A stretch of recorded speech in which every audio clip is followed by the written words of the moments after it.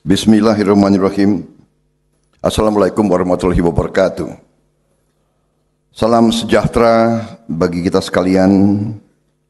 Shalom, Om Swastiastu.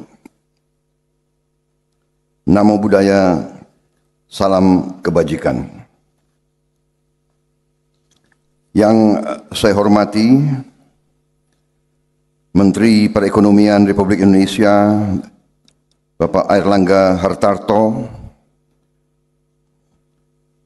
yang saya hormati Menteri Dalam Negeri Jenderal Polisi Purnawirawan Muhammad Tito Karnavian, Menteri Agraria dan Tata Ruang Republik Indonesia Marsikal TNI Purnawirawan Hadi Cahyanto, yang saya hormati Menteri Kelautan dan Perikanan Republik Indonesia Bapak Sakti Wahyu Trenggono, yang saya hormati Menteri Perdagangan Republik Indonesia Bapak Zulkifli Hasan, Sekretaris Jenderal Kementerian Pertahanan RI Marsikal Madya TNI Purnawirawan Doni Ermawan Tovanto, Rektor Universitas Pertahanan RI Letnan Jenderal TNI Joni Mahroza, Pejabat Gubernur Banten Bapak Al-Muktabar yang saya hormati, hadirin perwakilan dari DPR RI, Bappenas, Kominfo, BRIN, pejabat-pejabat eselon 1 dan 2 yang hadir, tokoh-tokoh masyarakat, para pengusaha, perwakilan dari berbagai stakeholder yang saya hormati dan saya banggakan. Pertama-tama marilah kita panjatkan puji syukur kehadirat Tuhan yang Maha Besar, karena atas rahmat dan karunia-Nya kita diberi kekuatan untuk dapat menghadiri seminar nasional strategi perlindungan kawasan Pulau Jawa melalui pembangunan tanggul pantai dan tanggul laut, Giant Seawall dalam keadaan sehat walafiat. Pada kesempatan yang baik ini saya menyampaikan penghargaan dan terima kasih yang sebesar-besarnya kepada panitia penyelenggara seminar nasional ini, yaitu sebuah panitia gabungan antara Kementerian Koordinator Bidang Perekonomian RI dan Universitas Pertahanan RI, yang telah mengundang dan memberi kesempatan kepada kita semua untuk saling berbagi gagasan dan berdiskusi tentang pentingnya sinergitas melindungi potensi darat dan laut Indonesia, khususnya kawasan Pantura Jawa. Ini menjadi penting karena potensi yang ada di kawasan Pantura Jawa sangatlah besar dan menentukan masa depan kita semua. Para peserta seminar sekalian, tadi disampaikan oleh Bapak Menko Perekonomian bahwa Jawa masih menyumbang lebih dari 50% produksi domestik bruto kita. Begitu banyak pusat-pusat perekonomian kita berada di Pulau Jawa, sehingga saya kira semakin urgent kita memusatkan perhatian kita kepada kondisi ini. Saya ingin menyampaikan latar belakang bagaimana saya merasa terpanggil untuk lebih memusatkan perhatian kepada masalah Giant Seawall ini. Sesungguhnya masalah Giant Seawall ini sudah dibahas berapa belas tahun yang lalu. Kita sudah bahas, sudah banyak disampaikan tentang hal ini. Dan tentunya kita berterima kasih kepada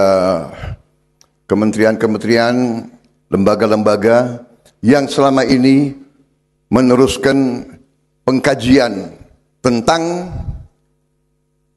gagasan besar Giant Seawall ini. Tetapi kita terutama pribadi-pribadi seperti saya sendiri yang tidak terlibat langsung dalam pembahasan dan pengkajian tersebut, seolah-olah masalah Giant Seawall ini yang merupakan jawaban terhadap fenomena naiknya permukaan laut, terjadinya abrasi, terjadinya hilangnya banyak lahan-lahan kita, dan terutama kualitas hidup sebagian rakyat kita yang sungguh-sungguh mengenaskan dan sama sekali tidak manusiawi dan tidak boleh kita menganggap sebagai hal yang lumrah atau hal yang bisa kita toleransi untuk 5, 10, 15 tahun yang akan datang. Saya berterima kasih bahwa pengkajian ini jalan terus, tetapi saya sebagai orang yang tidak langsung terlibat, tapi sekarang saya sebagai seorang unsur pimpinan dalam pemerintah ini, beberapa kali saya mengunjungi kawasan-kawasan tersebut. Sudah berapa tahun saya kunjungi. Terus terang aja, bukan kapasitas sebagai Menteri Pertahanan, tapi kapasitas saya sebagai pemimpin politik. Tiap berapa tahun saya kampanye. Dan waktu saya kampanye, saya mengunjungi daerah-daerah yang seperti itu. Dan saya melihat, dari mulai 2014 sampai sekarang, kalau saya kunjungi, saya melihat keluarga-keluarga itu yang hidup di ruangan tidurnya, di ruangan makannya, itu air setinggi lutut. Anak-anak mereka hidup di tengah air seperti itu, di tengah lalat, di tengah nyamuk, di tengah sampah. Ini membuat saya bertanya kepada diri saya sebagai pemimpin politik, apa yang bisa saya buat untuk segera merubah, bukan di kelak kemudian hari, tapi segera. Karena ini sama sekali tidak bisa kita terima sebagai negara Pancasila, sebagai negara G20, sebagai pemimpin ASEAN, sebagai yang kita harapkan menjadi pemimpin selatan, pemimpin non-blok, ini seharusnya kita tidak boleh terima. Karena itu saya menugaskan Universitas Pertahanan yang berada di bawah tanggung jawab saya untuk melakukan pengkajian. Apa yang bisa dilakukan segera dan sebagainya. Dan tentunya kita kembali bahwa jawaban yang sesungguhnya adalah konsep Giant Seawall ini. Makanya dengan demikian saya ajak bicara rekan-rekan saya dalam Kabinet Indonesia Maju, Menko Perekonomian terutama, Menteri BUMN dan beberapa pemimpin lain, dan kita sepakat untuk kita mengangkat kembali gagasan Giant Seawall ini supaya menjadi fokus perhatian. Ini sudah dilakukan oleh kementerian-kementerian. ATR, BPN sudah melakukan, Depdagri, kemudian beberapa PUPR terutama.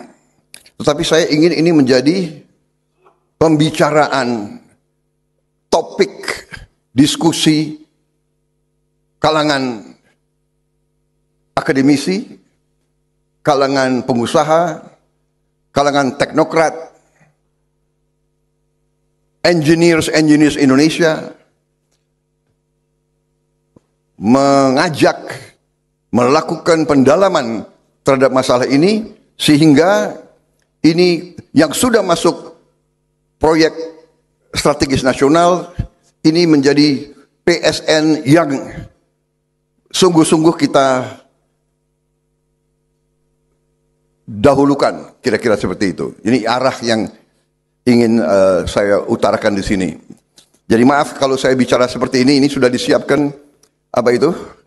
Keynote speech tertulis, tapi saya kira lebih bermanfaat kalau saya bicara secara garis besar, pokok pikiran mengapa saya merasa mendesak kita harus kumpulkan the best brains of our country. Otak-otak terbaik bangsa Indonesia kita harus kumpul bersatu, segera kita percepat pembangunan Giant Seawall ini untuk menyelamatkan masa depan bangsa Indonesia, terutama 50 juta rakyat kita yang hidup di pantai utara Jawa. Aset-aset ekonomi yang begitu besar, sehingga pertumbuhan ekonomi berjalan, tapi segera kita atasi tantangan dan terutama kualitas hidup rakyat kita. Saya kira intinya itu. Jadi saya sangat berterima kasih kepada Menko Perekonomian dan seluruh jajarannya, kepada semua KL, ya, dan saya berharap seminar nasional ini merangsang suatu pembahasan yang sangat serius tentang hal ini. Dan ada sesuatu kecenderungan bagi manusia normal kalau melihat kesulitan yang begitu besar dan mengetahui bahwa jawaban terhadap kesulitan itu begitu besar pula, sehingga ingin menunda pemikiran, ingin menunda pembahasan. Ini saya kira sangat merugikan kita semua. Dan juga bagi politikus biasanya berpikir dalam kurun waktu 5 tahunan. Kita mengerti bahwa kekuasaan ada di tangan pemimpin politik. Kita mengerti bahwa negara berjalan dalam sistem politik melalui partai-partai politik, yang partai-partai politik itu diawaki oleh politisi, dan politisi itu berpikir 5 tahunan karena dia akan berkuasa atau tidak berkuasa 5 tahunan. Masalah Giant Seawall mungkin nanti para engineers, para pakar akan faham dan akan menyampaikan. Saya yakin masalah seawall ini mungkin membutuhkan waktu 40 tahun mungkin sampai selesai. Mungkin lebih. Pengalaman negeri Belanda ya seperti itu. 40 tahun. Nah, sekarang masalahnya, adakah pemimpin-pemimpin politik yang rela fokus berpikir mengerahkan segala kemampuan dalam kurun waktu 40-50 tahun? Ini kewajiban kita. Dan mungkin seandainya Pak Erlangga, ya, para menteri sekalian, seandainya kita katakanlah mulai pembangunan besar-besaran dalam waktu-waktu yang akan datang, katakanlah 3, 4, 5 tahun akan datang, mungkin kita tidak akan lihat selesainya Giant Seawall ini. Berhasilnya Giant Seawall ini mungkin terwujud 25 tahun, 30, bahkan 40 tahun yang akan datang. Tapi disitulah tanggung jawab kita untuk generasi yang di bawah kita. Kita harus berani mulai. Kita harus berani untuk mengalokasi sumber daya. Tadi kalau kita lihat untuk fase pertama saja AB itu 164 triliun. Ya kan? Mungkin semuanya nanti yang saya pernah dengar itu akan memakan 50 sampai 60 miliar dolar. Mungkin lebih. Nanti selalu akan ada yang mengatakan, apakah bisa? Ya kan? Ini masalah bukan apakah bisa atau tidak bisa. Ini harus. Kalau tidak, pantai utara tenggelam. Ya kan? Saya kira itu yang ingin saya sampaikan. Saya juga ingin menyampaikan, karena saya mengerti bahwa ini proyek tidak bisa diselesaikan dalam waktu yang cepat, padahal rakyat kita hidup dengan kualitas hidup yang sama sekali tidak manusiawi. Jadi saya tugaskan Universitas Pertahanan untuk melakukan pilot project, membuat pemukiman murah di kawasan terendam air. Jadi dua pola, satu rumah-rumah di atas panggung yang merupakan kearifan nenek moyang kita, kan begitu, ya kan? Kalau tadi berapa? 25 cm setahun, berarti kalau 20 tahun, berapa itu? 500 cm. Berarti panggung ini harus bisa di atas genangan setinggi itu. Yang kedua polanya adalah rumah terapung. Rumah murah terapung. Dan kita sudah menemukan prototip dibantu oleh PT PAL yang ahli kapal, PT LAN dengan para engineers dari Universitas Pertahanan. Kita menemukan dua prototip rumah murah terapung yang nilainya adalah 130 juta rupiah satu rumah. Sudah termasuk solar panel, tenaga surya, sudah termasuk septic tank, sehingga dia bisa hidup off grid tanpa tergantung PLN, dan dia bisa hidup dengan sanitasi yang bersih, dengan teknologi bioteknologi yang modern, mikroba dan sebagainya. Dan ini kita sudah mulai prototipnya, dan untuk demikian saya memberi anggaran, saya kasih sedikit spelling, ya kan? Perencanaan mereka bagus, 130. Saya bikin, sudah, saya kasih anggaran lebih, 150. Ya kan? Daripada, ya kan?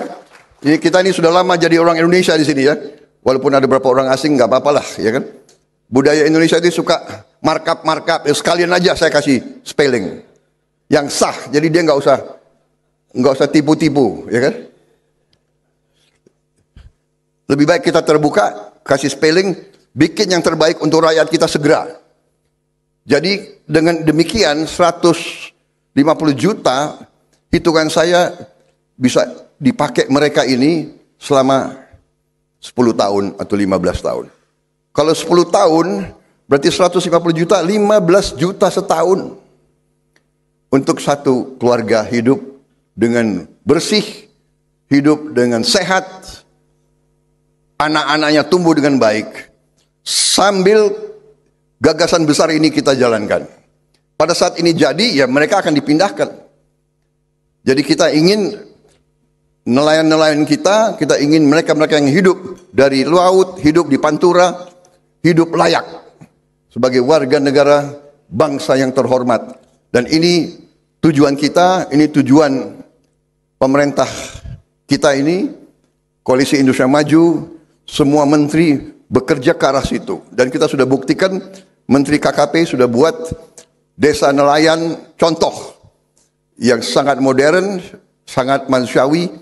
Kita berharap replikasi di mana-mana seperti itu. Jadi saudara-saudara, kira-kira demikian yang bisa saya sampaikan.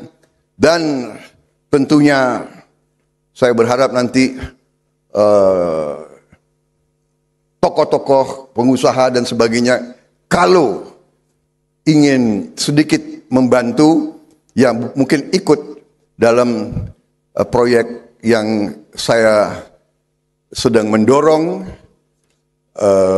juga supaya nanti kementerian-kementerian lain juga ikut mendukung dengan regulasi dan sebagainya, supaya kita segera merubah kualitas hidup sebagian rakyat kita.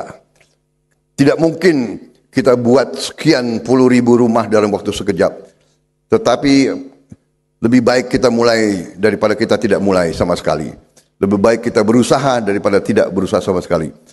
Saya punya suatu pandangan filosofi bahwa kita tidak boleh menyerah. Apalagi menyerah sebelum berjuang. Ini adalah tugas mulia kita bersama.